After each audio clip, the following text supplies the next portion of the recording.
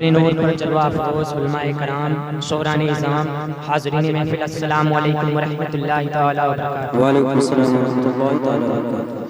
अल्हम्दुलिल्लाहि रब्बिल आलमीन वल आक़िबतु लिल मुत्तक़ीन वस्सलातु वस्सलामु अला सय्यिदिल मुरसलीन अम्मा बाद फ़अऊज़ु बिल्लाहि मिनश शैतानिर रजीम बिस्मिल्लाहिर रहमानिर रहीम। क़द जाअकुम मिनल्लाहि नूरुन व किताबुम मुबीन सदक़ल्लाहुल अलीयुल अज़ीम व सदक़ा रसूलुहुन नबियुल मतीनुल अमीनुल करीम। बंदे परवरदिगारम उम्मते अहमद नबी दोस्त दारे चार यारम ताबा औलादे अली मज़हबे हनफी इदारम मिल्लते हज़रत खलील खाक पाए गौसे आज़म ज़ेरे साया हर वली।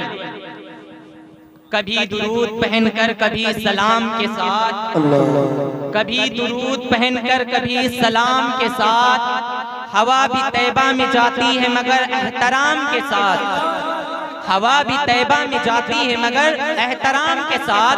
अब इसमें कौन सी बिदअत है मुझको समझाओ, अब इसमें कौन सी बिदअत है मुझको समझाओ। दुरूद भेज दिया है अगर सलाम के साथ, दुरूद भेज दिया है अगर सलाम के साथ। तो सबसे पहले हम और आप दोनों आलम के ताजदार, हम सबके मालिक व मुख्तार जनाब अहमद मुज्तबा मोहम्मद मुस्तफ़ा सल्लल्लाहु तआला अलैहि वसल्लम की बारगाह रिसालत में हदीये दुरूद शरीफ पेश करें और पढ़ें बाबा से बुलंद। अल्लाहुम्मा सल्ली अला सय्यिदिना व शफीना हबीबिना व करीमिना मौलाना मुहम्मद मुबारक वसल्लम सल्लल्लाहु अलैहि वसल्लम अलैका या रसूलल्लाह सल्लल्लाहु तआला अलैहि वसल्लम। तेरी नस्ले पाक में है बच्चा बच्चा नूर का, तेरी नस्ले पाक में है बच्चा बच्चा नूर का। तू है ऐने नूर तेरा सब घराना नूर का, तू है ऐने नूर तेरा सब घराना नूर का। मैं गदा तू बादशाह भर दे पियाला नूर का, मैं गदा तू बादशाह भर दे पियाला नूर का। नूर दिन दूना तेरा दे डाल सदका नूर का। मैंने अभी जिस आयते करीमा को पढ़ने का शर्फ हासिल किया, अल्लाह रब्बुल इज्जत कुरान मजीद फुरकान हमीद में ये इरशाद फरमाता है, क़द जाअकुम मिनल्लाहि नूरुन व किताबुम मुबीन। तहकीक आया अल्लाह की तरफ से एक नूर और रोशन किताब, तहकीक आया अल्लाह की तरफ से एक नूर और रोशन किताब।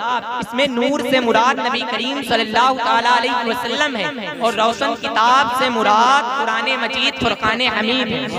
अब आज कुछ ऐसे भी लोग हो गए कहते नहीं नूर से मुराद नबी करीम सल्लल्लाहु तआला अलैहि वसल्लम नहीं, नूर से मुराद आका करीम नहीं। इसीलिए मेरा इमाम कहता है तेरी नस्ले पाक में है बच्चा बच्चा नूर का। तू है ऐने नूर तेरा सब घराना नूर का, तू है ऐने नूर तेरा सब घराना नूर का। मेरे इमाम सैयदी सरकार आला हजरत ये फरमाते कि अल्लाह रब्बुल इज्जत ने कुरान में नबी को नूर वाला कहा, नूर वाला कहा, पर आला हजरत उनके सारे खानदान को बच्चे बच्चे को नूर वाला कह रहे हैं। कुर्बान जाए मेरे इमाम पर, मेरे इमाम पर कुर्बान जाए। और अल्लामा इब्ने कसीर और अल्लामा जलालुद्दीन सयूती अपनी किताब में लिखते हैं कि नूर से मुराद नबी करीम सल्लल्लाहु तआला अलैहि वसल्लम ही है और कोई जात नहीं। और सबसे पहले अल्लाह रब्बुल इज्जत ने अगर इस दुनिया में किसी को पैदा फरमाया तो अपने नूर से नबी करीम सल्लल्लाहु तआला अलैहि वसल्लम के नूर को पैदा फरमाया। फिर उसके बाद अल्लाह रब्बुल इज्जत ने सारा जहान बनाया, जमीन बनाई, आसमान बनाया, सूरज बनाया, चांद बनाया। इसीलिए शायर कहता है कि वो जो ना थे तो कुछ न था, वो जो ना थे तो कुछ न था, वो जो ना हो तो कुछ न हो। जान है वो जहान की और जान है तो जहान है। नारे तकबीर, नारे रिसालत, मसलके आला हजरत, जश्न ईद मिलादुन नबी, मदरसा इस्माइलिया गुलशन रजा। नारे तकबीर, नारे रिसालत। जान है वो जहान की और जान है तो जहान है, जान है तो जहान है। सैयदी सरकार आला हजरत ने हमें वो नबी की शान, वो नबी की अजमत बताई कि जिनके इश्क के आगे तमाम जहान फीका पड़ता। आप आला हजरत के अशआर सुने तो आपको लगेगा कि नहीं कोई आशिक बोल रहा, कोई आशिके रसूल बोल रहा, कोई आशिके रसूल बोल रहा। आला हजरत सैयदी सरकार इमाम अहमद रजा खान फाजिल हक बरेलवी बरेली की सरजमीन से बोलते हैं। क्या बोलते हैं? जो लोग नबी की अजमत को घटाना चाहते हैं तो कहते हैं कुछ बशर होने के नाते उन्हें खुद सा जाने, कुछ बशर होने के नाते उन्हें खुद सा जाने, और कुछ महज पयामी ही खुदा का माने, और इनकी औकात ही क्या है कि ये इतना जाने, इनकी औकात ही क्या है कि ये इतना जाने, खुसरवा अर्श पे उड़ता है फरेरा पे, फर्श वाले तेरी शौकत का उलू क्या जाने, फर्श वाले हम जमीन वाले, इस जमीन पर फर्श पर रहने वाले नबी की शौकत का उलू क्या जाने, खुसरवा अर्श पे उड़ता है फरेरा तेरा, खुसरवा अर्श पे उड़ता है फरेरा तेरा। आज आपका और हमारा हाल क्या है कि आप और हम जिस नबी की आमद की खुशियां मनाते हैं, जिस नबी की आमद का चर्चा करते हैं, जिस नबी की आमद की खुशी पर हम मिलाद महफिल सजाते हैं, उस नबी की तालीमात पर आप और हम कितना अमल करते हैं, इस बात पर गौर व फिक्र करने की जरूरत। नबी करीम सल्लल्लाहु ताला अलैहि वसल्लम की हदीस मुबारका है, तलाबुल इल्मी फरीदतुन अला कुल्ली मुस्लिमिन व मुस्लिमा, यानी इल्मे दीन सीखना हर मोमिन मुसलमान मर्द औरत पर फर्ज, हर मोमिन मुसलमान मर्द औरत पर फर्ज, ख्वाह उसकी उम्र 80 साल हो या 100 साल, उसके ऊपर फराइज़े दीन सीखना फर्ज। जो चीजें जरूरी कि आप अपनी नमाजों को दुरुस्त कर सके, अपने रोजों को दुरुस्त कर सके, गुस्ल पाकी तयम्मुम इन तमाम चीजों को समझ सके, ये क्या होते हैं। मैंने अभी जिस आयत करीमा का जिक्र किया उसमें अल्लाह रब्बुल इज्जत ये इरशाद फरमाता तलाबुल इल्मी फरीदतुन अला कुल्ली मुस्लिमिन व मुस्लिमा, यानी इल्मे दीन सीखना हर मोमिन मुसलमान मर्द औरत पर फर्ज। तो मैं एक छोटा सा वाकया इमाम अहमद बिन हंबल का बयान करके अपनी बात खत्म करूंगा कि आपको और हमें मालूम होना चाहिए कि इमाम अहमद बिन हंबल तकलीद के 4 इमामों में से एक इमाम है, तकलीद के 4 इमामों में से एक इमाम। उन 4 इमामों में से किसी एक इमाम की पैरवी करना हर मुसलमान के लिए जरूरी है, हर मुसलमान के लिए। और अल्हम्दुलिल्लाह सुम्मा अल्हम्दुलिल्लाह हम सुन्नी सहीहुल अकीदा मुसलमान हनफी, हम इमाम अहमद बिन हंबल के मसलक को मानने वाले, इमाम अहमद बिन हंबल के मसलक को मानने वाले। इसीलिए मैंने पढ़ा था कि मज़हबे हनफी इदारा, मज़हबे हनफी इदारा, हम मज़हबे हनफी को मानने वाले, मसलके हनफी को मानने वाले। इमाम अहमद बिन हंबल के जमाने में एक शख्स थे जिनका नाम था शाह बखयुद्दीन इब्ने मखलक। शाह बखयुद्दीन इब्ने मखलक आप निशापुर के मदरसे में पढ़ा करते थे। आप जब पढ़ते थे तो आपके उस्ताद आपसे ये कहते थे कि बेटा मेरे पास जितना इल्म था मैंने तुम्हें दे दिया, मेरे पास जितना इल्म था मैंने तुम्हें दे दिया, अब तुम्हें अगर आगे की पढ़ाई करनी है तो तुम्हें बगदाद शरीफ जाना चाहिए और वहाँ इमाम अहमद बिन हंबल से पढ़ना चाहिए, इमाम अहमद बिन हंबल से पढ़ना चाहिए। आप फरमाते कि मेरे अंदर पढ़ने का ज़ौक़ शौक़ जज्बा बहुत था, मैं तैयार हो गया और मैं जब अपने घर से निकला तो कश्ती पर मैं सवार हो गया, और जब बीच समंदर में कश्ती पहुंची तो तूफान आ गया और मेरी कश्ती एक जजीरे से जाकर रुक गई। मैं वहां पर 1.25 महीने गुजारने के बाद बगदाद शरीफ पहुंचा, और जब मैं बगदाद शरीफ पहुंचा तो मुझे एक अजीब बात पता चली। वो अजीब बात ये थी कि वक्त का बादशाह जो है वो इमाम अहमद बिन हंबल के खिलाफ हो गया, इमाम अहमद बिन हंबल के खिलाफ हो गया और आपका मदरसा बंद हो गया, आपको आप ही के घर में नजरबंद कर दिया गया। कुर्बान जाए वो इमाम कि जो लोगों को दीन बताता, उस इमाम के साथ ऐसा हुआ। और आपने जब इमाम अहमद बिन हंबल के बारे में लोगों से पूछा तो लोगों ने ये बताया कि उनको तो अभी कुछ दिन पहले भरे चौक चौराहे पर खड़े करके कोड़े मारे गए।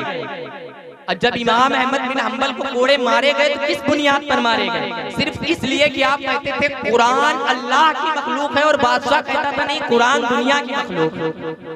कुरान को अल्लाह ने नहीं भेजा बल्कि इसको दुनिया के लोगों ने बनाया, दुनिया के लोगों ने इस किताब को लिखा।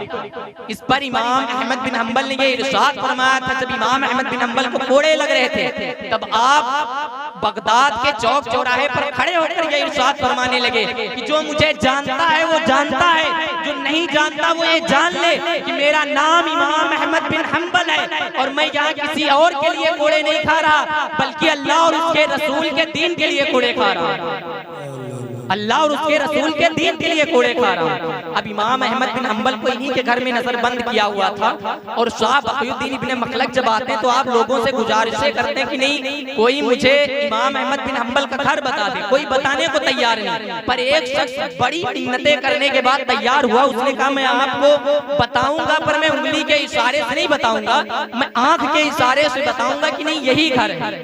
कहा चलो ठीक है, इतनी भी बात मेरे लिए काफी। अब आप घर देख कर चले आए कि घर के चारों तरफ सिपाही तैनात हैं, घर पर आ गए। फिर आप क्या रात भर आप सोचते रहे कि मुझे इमाम अहमद बिन हम्बल से हदीसें सीखनी है और मैं इसीलिए आया हूँ और मैं सीख कर ही जाऊंगा। आप रात भर सोचते रहे, फिर आपको सुबह एक तरकीब सूझी। आपने क्या किया, अपना कीमती लिबास, आप एक अमीर घराने के बच्चे थे, आपने अपना कीमती लिबास 2-3 जगहों से फाड़ा, उस पर थोड़ी मिट्टी मली, अपने सर की दस्तार पगड़ी उतारी और एक हाथ में कासा लिया, हाथ में कटोरा लिया और कहने लगे अजरुकुम अल्लाह, यानी अल्लाह तुम्हें इसका अजर दे। आजकल लोग मानते नहीं अल्लाह के नाम पे दे दे, पर पुराने जमाने के लोग ऐसे मांगते थे अल्लाह तुम्हें इसका अजर दे, अल्लाह तुम्हें इसका अजर दे। कहते हैं अजरुकुम अल्लाह, अल्लाह के नाम से दे। और आप फरमाते हैं कि मैं इमाम अहमद बिन हम्बल की घर से 3 गलियों पीछे मैंने सदा लगानी शुरू की, मैंने सदा लगानी शुरू की। और जब मैं इमाम अहमद बिन हम्बल के घर के पास पहुंचा तो जो घर के पास सिपाही खड़े हुए थे, मैंने उनसे भी यही सवाल किया। उन्होंने मेरे कटोरे में 1 दीनार डाला और मैं इमाम अहमद बिन हम्बल के घर के दरवाजे के पास पहुंच गया। सिपाही घर के बाहर तैनात थे। मैंने घर का दरवाजा खटखटाया और अंदर से एक नूरानी चेहरा आया, नूरानी चेहरा, वो सफेद लिबास जिसमें के तमाम बाल सफेद हो चुके। शाह बक़ियुद्दीन इब्ने मखलक फरमाते हैं कि इमाम अहमद बिन हम्बल की भवें तक सफेद हो चुकी, भवें तक सफेद हो चुकी। आप फरमाते हैं कि इमाम अहमद बिन हम्बल अपने भवों को अपने हाथों से हटाते हैं और फरमाते हैं कौन हो? फरमाया मैं फला जगह से आया हूँ, मेरा नाम शाह बक़ियुद्दीन इब्ने मखलक है, मैं आपसे हदीसें सीखने के लिए आया हूँ। इमाम अहमद बिन हम्बल ने कहा इस हालत में हदीसें सीखने आए हो? इस हालत में? चलो अच्छी बात है, मैं भी यहाँ बैठकर बेकार हो रहा था। मैं ये सोच रहा था कि कहीं मेरे इल्म को जंग ना लग जाए, कहीं मेरे इल्म को जंग ना लग जाए। मुझे ऐसा शागिर्द तो मिला।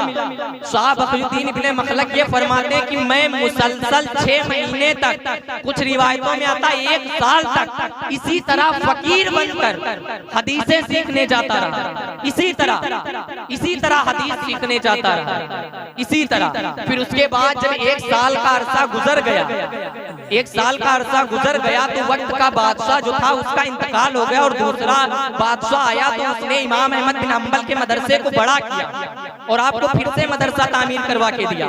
तब आप फरमाते हैं कि फिर से वो महफिल सजी, सारे लोग इकट्ठा थे, तमाम तलबा बड़े बड़े ममालिक से आते थे आपके पास इल्म सीखने के लिए। पर जब मैं गया तो इमाम अहमद बिन हम्बल खड़े हो गए और कहा सारे लोग मुझसे हदीसें सीखने आते थे, ये मांगने आता था, मैं औरों को सिखाया करता था पर मैं इसे दिया करता था। मेरे अंदर जितना फैज था सब इसी ने ले लिया, सब इसी ने ले लिया। वो इमाम अहमद बिन हम्बल है और वो शाह बक़ियुद्दीन इब्ने मखलक की जिनके अंदर सीखने की ये चाह है और उनके अंदर सिखाने की ये चाह। पर आज आपका और हमारा हाल ये है कि हम अपने पास की मस्जिद में, अपने पास के मदरसे में कोई मसले मसाइल पूछने के लिए तैयार नहीं होते, कोई मसले मसाइल पूछने के लिए। हमारी जो नमाजें जैसे चल रही हैं वैसे ही उनको चलने देते। अगर किसी से कोई कहा जाए कि भैया आपने ये काम गलत किया तो लोगों का जवाब सुनकर ये हैरत होती कि वो कहते हैं जो जैसे चल रहा चलने दो, जो जैसे चल रहा चलने दो। ये हालात आपके हमारे ना होने चाहिए। बस मैं यही कहना चाहूंगा कि मर जाएंगे जालिम की हिमायत न करेंगे, अहरार कभी तर्क रिवायत न करेंगे, न हम शेख न मौलाना न मसाहिब न लीडर, जो खुद नहीं करते वो हिदायत न करेंगे। वाखिरु दावाना अल्हम्दुलिल्लाहि रब्बिल आलमीन, अस्तगफिरुल्लाह रब्बी मिन कुल्ली ज़म्बिन व अतूबु इलैहि, अशहदु अल्ला इलाहा इल्लल्लाह व अशहदु अन्ना मुहम्मदन